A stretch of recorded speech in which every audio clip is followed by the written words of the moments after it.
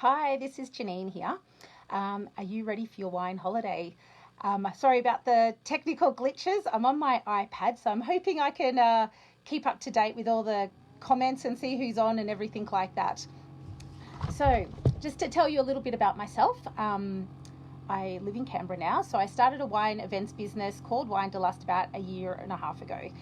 Before that, I'd lived in Canberra for about 10 years now, and before that I was in Sydney. I grew up on the Gold Coast, and I probably spent most of my 20s traveling overseas, doing as many working holidays as I could. So I really love travel, and so that's what we're going to talk about today is all about planning a wine holiday getaway.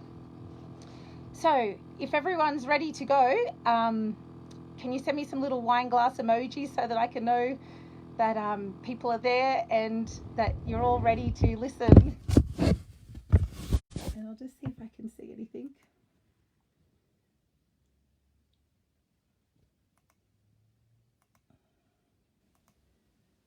Anyway, if you're there, fantastic, and if not, watch it on replay. Okay, so it's all right. I'm going to start off with a little story. About 12 years ago, my best friend from primary school, Tanya, and I decided to go on a holiday. This is just before I was moving to Canberra. So I'd been living in Sydney. She was in Brisbane. We both flew to Adelaide. It was our first time in South Australia together. Oh, the first time for either of us, actually. And we started off with a few days in Adelaide. The Fringe Festival was on at the time, which was really fantastic and really fun. And then we spent a few days in the Barossa Valley. So I've actually got a few little snaps here. So this is this fantastic place that we stayed, the Goat Square Cottages in the middle of Tanunda, which is in the main town of Barossa, or one of the main towns. And then we spent a few days there, which was great. We got to spend the night in the cottage, gas bagging, having a glass of wine at night, and then we could do little wine activities in the daytime. And it was probably the first time I really purposely went and stayed in a wine district, and so that was an excellent introduction. After that, we drove down to McLaren Vale, just a brief stop there, but it really whet my appetite to a return. So this is me the first time, and this is me last year, so quite a big difference. Probably not quite as flexible as that anymore, but that is a gorgeous area. It's right near the beach, so you can have your wine and your sun and surf all together. So that's a really good weekend away. So I went there with some girlfriends a few years later. But back to my trip with Tanya, we went on to see the 12 Apostles, and we did a cool helicopter ride. And we went to Port Fairy and saw like the beautiful lighthouses and did some camping, or not camping, sorry, hiking around there. Camping isn't so much on my radar these days. And then we finished up in Melbourne, saw some friends and saw some beautiful restaurants and wineries. So the reason I've told you all about this great holiday is two things that I learned from this trip. One is I picked up this book called Source, Wine Regions of Australia and New Zealand. But this book has a little bit on all these wine regions, and I think it put in my brain that was my bucket list, to visit every wine region in the world if possible. The other thing that it really highlighted for me that this book sums up beautifully is, I'll just read you a little bit. Noting not everyone's a wine buff, so just don't worry about that word. To a wine buff, there's nothing better than cruising through a wine region, meeting the winemakers and locals, and sampling their wines and food, because each wine region is unique, just like its soil and climate. And each of its wines has flavours and nuances that can't be repeated anywhere else. And that I just love. And I think this holiday highlighted for me that it was the first time I had maybe thought about having a Shiraz in Barossa and then having it in Coonawarra, and then maybe having it somewhere, at a restaurant in Melbourne.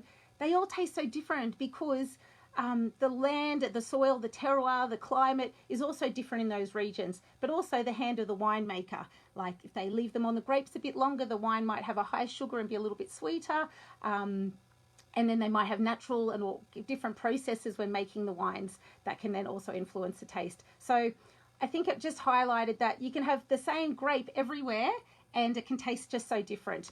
And this is particularly in Europe, you notice this because, for example, in northern Spain, you may only, there'll be lots of Tempranillo. That's the main grape they grow there. If you go to Burgundy in France, that's all Chardonnay and Pinot Noir. So you can't go there and ask for a Sauv Blanc.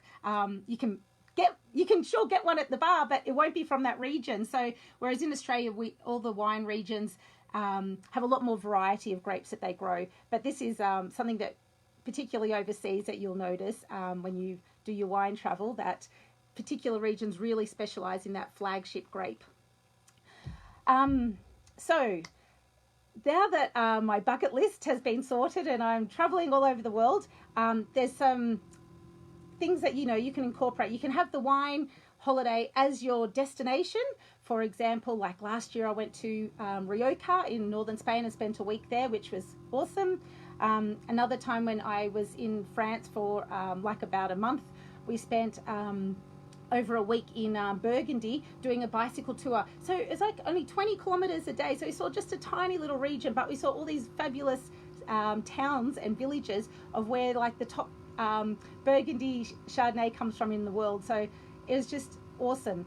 But then other times you can use it as like a stopover on your way to somewhere else. Like a lot of us maybe have family interstate or overseas. My husband's Canadian, so I'm very fortunate that we get to go back there reasonably regularly. And so last time we stopped in Sonoma in California, and right next to Napa, and spent about a week there, and that was really great. So we built that into our whole vacation time. But also once you have a kid, like our little boy is 5 now, that's another factor to put into the holiday. So for example, with Sonoma, we didn't really do any of the fancy dining that's available there, but we did go to a awesome children's museum, which is a bit like Questacon here. There's also a Charlie Brown Snoopy museum there. And we also stayed in an Airbnb that was right near a playground. So it was catered to him, but also catered to us. So we could get to everyone's happy. So if anyone's got any questions, just pop them in the chat box, and towards the end I'll answer them. So with current COVID environment, there's a few reasons why I think now is a perfect time to plan your wine holiday. Firstly, did you know that 2020 was the smallest national vintage for about the last 13 years? And this is because of the climate mainly. The bushfires last year, the end of last year and early this year, really affected, like the whole of the Canberra district lost their vintage due to smoke taint. The fires went through the Adelaide Hills, went through Gippsland in Victoria, the Alpine region in Victoria. So it really, really affected the growth of like the production of all the grapes that were available to make wine. So it's a fantastic time to support our regional towns and communities. Also, because of COVID, we can't really go anywhere very far. None of us are booking our overseas holidays this year. And sometimes some of us can't even leave the state, or the city. Thinking of you, Melbourne. So it's also a perfect opportunity to explore more of what's in our backyard. I think particularly people in Canberra like to visit the coast, which is fantastic, and there is wine regions down there. But it's also, there's so much the other direction that you can visit as well. Orange is only about 3 hours away. Beechworth, when you're allowed to get through the border, is about 4 hours away. Rutherglen is as well. There's Tumbarumba and Batlow, the cider festival goes on in May. So there's heaps to do really close to our doorstep.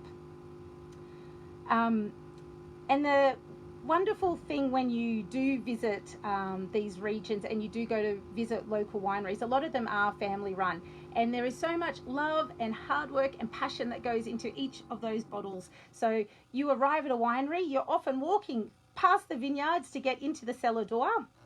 Then the wine that you have is made from those grapes just outside the door. Often they'll be hand picked and pressed right on site, and then put in barrels, probably in the shed out the back, for anywhere from a few months to a year, and then the bottling truck, like around Canberra, comes along and bottles it all up and labels it and puts the lid on, and then you buy it, and it's all this tiny little footprint, so it's so sustainable and everything. And then you are giving your hard-earned money to these hard-working, passionate winemakers that really, really need it at the moment as well. So, but also the memories that you make. So when you bring that wine home and you share it with friends, they love that you are sharing this unique experience with them. Or if you've got a loved one that you went with, you open that wine and you reminisce about the trip. It's just, I just really love all that. So hopefully that's enticed you as well. So on to the next part. 5 things. Is everyone's good? Looks good? Okay. So 5 things to consider when you're booking your wine holiday. And I've let you know that I have actually written these up on a little infographic that at the end I'll tell you how to get. So the first thing to think about is, who are you going with? So are you going with your husband or your partner, like a romantic getaway? Or are you going with a bunch of girlfriends, which is a really fun thing to do? Or have you got kids that you're dragging along, which, like, even though you've got kids, you can still put the wine holiday into it. You obviously have to be responsible, which you should be anyway. I'm all for responsible drinking. But for example, with some of the trips that I've done with my son, when we went to Sonoma, like I mentioned, the playground and everything. And last year when we went to London, I took him for a week. My husband was somewhere else, and we spent a night in Kent, just outside of London, and we stayed in a castle, which was really cool, and it had the most amazing playground, which is also a castle. But I got to visit a couple of wineries in the afternoon, which, you know, bit of bribing there, you know, be good for mummy for a couple hours here, and then you get to do this. And it was awesome. I got to check out all the English sparkling, so that was great. So you can cater for everyone, and mums, you've got to think of yourself as well. It can't be all about the kids all the time. Number 2, so have you got any other interests that you can incorporate? For example, if you like bike riding, there's heaps of wine regions in Australia that have converted old railroad tracks into bike paths. There's a new one opening up in Tumbarumba on the next school holidays, but particularly in Victoria and South Australia, they've done a lot of this. So you can hire bikes and ride around, and that keeps the kids occupied and makes it a bit more of a family-friendly excursion for the day or environment. If you there's lots of festivals. I highly recommend if visiting a wine region when they've got their festival going. There's heaps of them around. Some that come to mind straight away, which is all on this infographic, is the Orange Wine Festival, which is usually about October, the Rutherglen Winery Walkabout, which is usually at the Queen's Long Weekend, and same with the Kings Valley, they've got one over that weekend as well. The Batlow Cider Fest, which is super kid friendly, we went there a couple of years ago. The Hunter Valley has tons, like there's always big concerts on, which is a great way to incorporate seeing a huge act and seeing some of the wine regions as well, or the wineries I should say, around that region. Number 3, distance. Depending who you're traveling with, might work out how long you want to spend in the car with those people. So like I said, there's heaps of places near Canberra if you're located in Canberra, or for example, my family's all on the Gold Coast, so we're planning, if all going well, in December to drive up there, and we'll be stopping in Port Macquarie, and there's one of the really old wineries around there, Cassegrain, so I plan to go there. And then there's another winery I saw that has a big maze, like a big hedge maze, that will be really fun for my son to play at, and then we can do some wine tasting as well.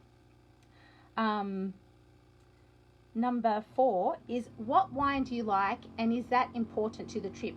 And as I touched on at the start, particularly in Europe, this is a lot more of not an issue, but it's mainly because the regions only grow a couple of their flagship grapes. So when we were in Burgundy, we were doing a blind tasting, and one of the Americans at the table, when they said, "Oh, what wine do you like?" she said, "I'm an ABC, anything but Chardonnay." And he was like, well, you might be a bit disappointed because that's pretty much all we're serving here. So you do have to do a little bit of research ahead to find out. But in saying that, in Australia, you're fairly safe because there's a huge amount of variety grown at every district around here. I have on here put what the main grapes are for each of these regions, so that you can, if that's really important to you, then you can kind of identify regions nearby that might tickle your fancy more. And number 5, the really boring one, what's your budget? Because there's nothing worse than going away, splashing out on all these great dinners and expensive accommodation, and like I did the helicopter ride and things like that, and coming home and getting that credit card bill in the mail. So I do, as a being a bit anal, I guess, try and plan things. And if there's something really exciting and extravagant you want to do, then do it, because you might never return to that region, but just try and budget in for it. So if you want to do something like the helicopter ride, maybe you'll cut down a little on the accommodation, or I personally would rather stay in more moderate accommodation and go and do that fancy degustation meal. So it's all what you want. But if it's a romantic getaway, maybe the accommodation is the highlight for you. So they're just some little things to consider. So has anyone got any questions? Nope. All right. Well, if you are interested in my infographic, I run through the 5 things to consider on the front part, and then on the back I've got 3 different itineraries that are around the Canberra region for if you want to do something romantic with your partner. So you could go and stay on one of the wineries, for example, and do a big extravagant lunch. If you have your friends, I would say go and stay in one of the little towns outside of Canberra, and there's some great restaurants there, and book a wine tour. And if you've got kids, you could, for example, stay out at the Murrumbateman, but stop on the way at Gold Creek and do one of the attractions there. Keep the kids happy. Pop out to Murrumbateman, hire some bikes, ride around to some of the family-friendly ones. They have toy boxes and pets and things for the kids to keep them busy. And then you can dine there as well. And then I've also got a list of about half a dozen different regions, their flagship wines, and a festival that's on. Check in advance.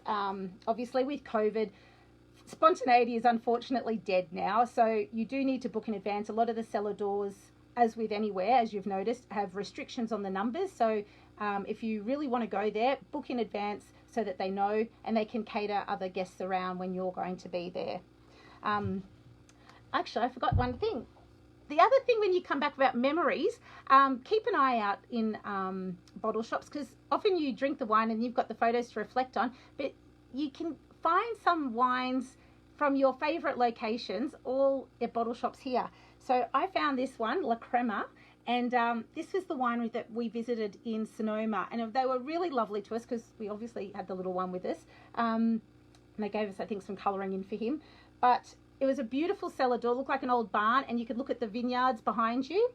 So that is accessible in Australia. And this one, Marquis de Riscal, which my Spanish is awful, it's a Verdelho, and this is probably the most spectacular cellar door I've ever seen in my life. I think I had a post on it about Instagram recently. In a little medieval village, huge modern art structure designed by Frank Gehry, and that's what we did book in advance. I did such good research. I was very impressed with myself, staying in this great place with walking distance to a bunch of amazing cellar doors, and this one was a 5-minute ride down the road, and we booked in for dinner, and it was one of the most memorable dinners I've ever had. So these things can bring back memories as well, and they're far more tangible than photos sometimes.